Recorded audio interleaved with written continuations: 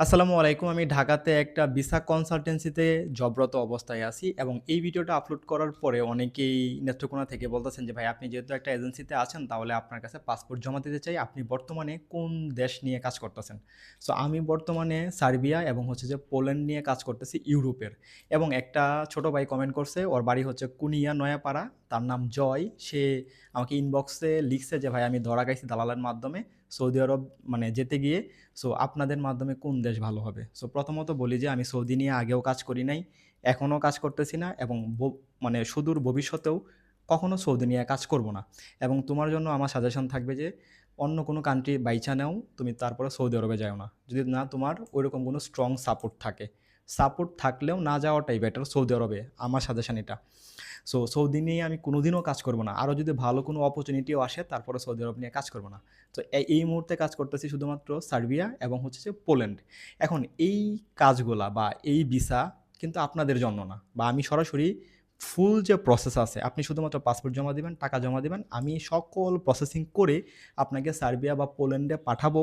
এরকমভাবে টোটাল প্রসেসিংয়ের কাজটা আমি করতেছি না। তাহলে আমার ক্লায়েন্ট কারা?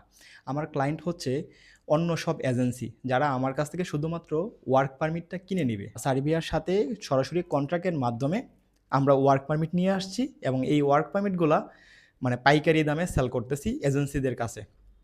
এখন শুধুমাত্র এজেন্সিরাই শুধুমাত্র আমাদের কাছ থেকে এই পারমিটগুলো নিবে। পারমিটগুলোর প্রাইস কেমন? ১,৫৫০ ইউরো এক একটা পারমিটের প্রাইস।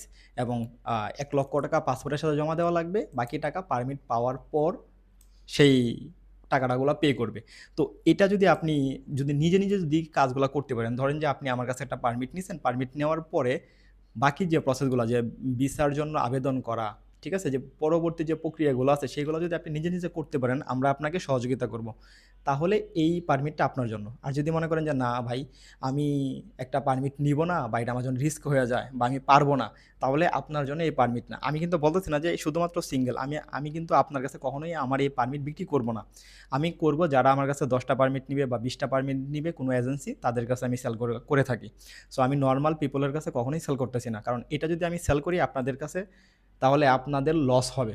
লাভ কখনোই হবে না। কেননা ইউরোপের বিষয়গুলো তো জানেন যে কখনোই হচ্ছে যে নিশ্চয়তা দেওয়া যায় না যে পারমিট যদি অথেন্টিকও হয়ে থাকে তারপরেও ভিসা যে 100% হবে তার কোনো নিশ্চয়তা নাই।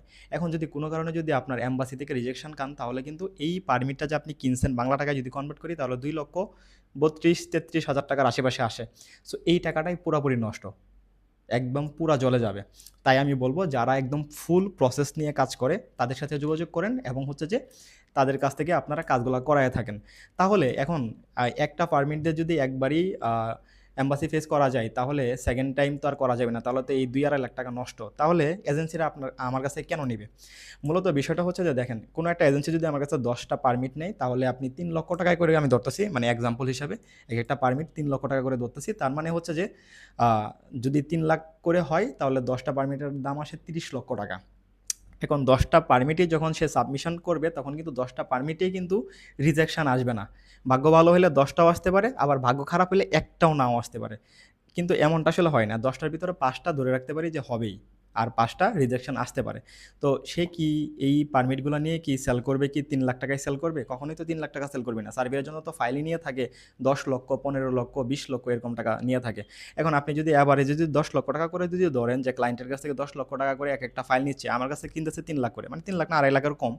তো ৩,০০,০০০ করে তারপরে যদি সে যদি ১০,০০,০০০ টাকা করে যদি সেল করে তাহলে ১০টা ফাইলে আসতেছে কত? ১,০০,০০,০০০ টাকা। মানে ১,০০,০০,০০০ টাকা থেকে যদি ৫টা ফাইলের টাকা যদি তার লস হয়ে যায় বা রিজেকশন দেয় তাহলে তার লস যাইতেছে কত? ৩ ৫ ১৫ লক্ষ টাকা লস যাইতেছে। বাকি ৭০,০০,০০০ টাকা কিন্তু তার লাভ থাকতেছে। তার মানে এজেন্সিরা যদি আমাদের কাছে ফাইলগুলা নেয় তাহলে কিন্তু তার এইগুলা উঠে যাচ্ছে। কিন্তু আপনারা যদি ১টা বা ২টা নেন তাহলে কিন্তু রিস্কে থাকবেন। তাই আমি বলব যে আমার কাছে ফাইল জমা দেওয়ার প্রয়োজন নেই গিয়ে। যখন আমরা পুরা প্রসেস নিয়ে কাজ করব তখন অবশ্যই আপনাদের ফাইলগুলা নিব।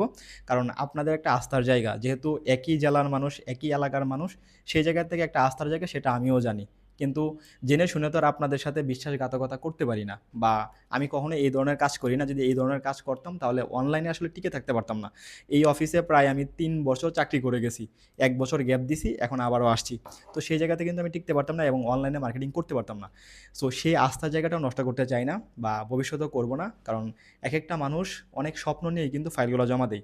যার কাছে ফাইলগুলো জমা দিক না কেন, অনেক স্বপ্ন নিয়ে, অনেক আশা নিয়ে।